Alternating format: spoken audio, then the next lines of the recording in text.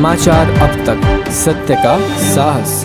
राज्याच्या शिक्षण क्षेत्रातून एक मोठी आणि आनंदाची बातमी समोर येत आहे। ग्रामीण आणि दुर्गम भागातील विद्यार्थ्यांच्या शिक्षणाला आता एक नवी गती मिळणार आहे। येत्या 15 जूनपासून राज्यातील सर्व आश्रमशाळांमध्ये नव्या शैक्षणिक सत्राला सुरुवात होत आहे। राज्यातील तब्बल 350 शासकीय आणि अनुदानित आश्रमशाळा येत्या 15 जूनपासून गजबजणार आहेत। यंदाचा शैक्षणिक वर्षारंभ हा केवळ शाळा सुरू होण्याचा दिवस नसेल, तर तो एक सोहळा असणार आहे। कारण सर्वच आश्रमशाळांमध्ये प्रवेशोत्सव अत्यंत उत्साहात साजरा केला जाणार आहे। प्रशासनाने यंदा विद्यार्थ्यांच्या स्वागतासाठी जय्यत तयारी केली आहे। या संपूर्ण प्रक्रियेवर देखरेख ठेवण्यासाठी आणि शाळांचा कार्यभार सुव्यवस्थित चालण्यासाठी प्रत्येक आश्रमशाळेसाठी एक स्वतंत्र पालक अधिकारी नियुक्त करण्यात आला आहे। एवढेच नाही, तर स्थानिक लोकप्रतिनिधींनी देखील या प्रवेशोत्सवात उत्स्फूर्तपणे सहभागी व्हावे आणि विद्यार्थ्यांचा उत्साह वाढवावा असे आवाहन प्रशासनाच्या वतीने करण्यात आले आहे।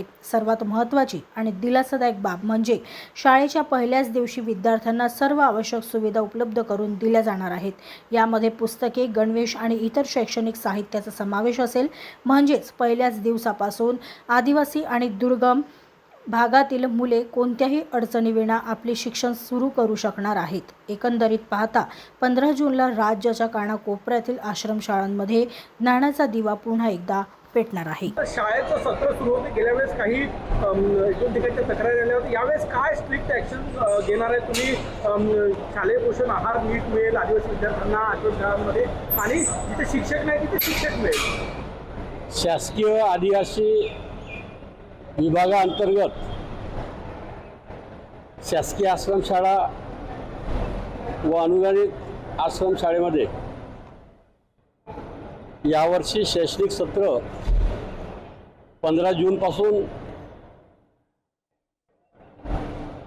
ठाणे ATC आणि नाशिक ATC अंतर्गत सुरू होणार आहे। महाराष्ट्रामध्ये एकूण 500 शासकीय आश्रमशाळा आहेत, त्यापैकी 350 शासकीय आश्रमशाळेमध्ये आणि अनुदानित आश्रमशाळेमध्ये दिनांक 15 जूनला ज्या दिवशी शैक्षणिक सत्र सुरू होत आहे त्या दिवशी आदिवासी आश्रमशाळेमध्ये ज्या ज्या विद्यार्थ्यांनी प्रवेश घेतला त्या विद्यार्थ्यांचा प्रवेश उत्सव आम्ही मोठ्या प्रमाणामध्ये साजरा करत आहे। आणि त्यानिमित्ताने प्रत्येक शासकीय आश्रमशाळेकरिता एक पालक अधिकारी म्हणून नियुक्त केलेला आहे।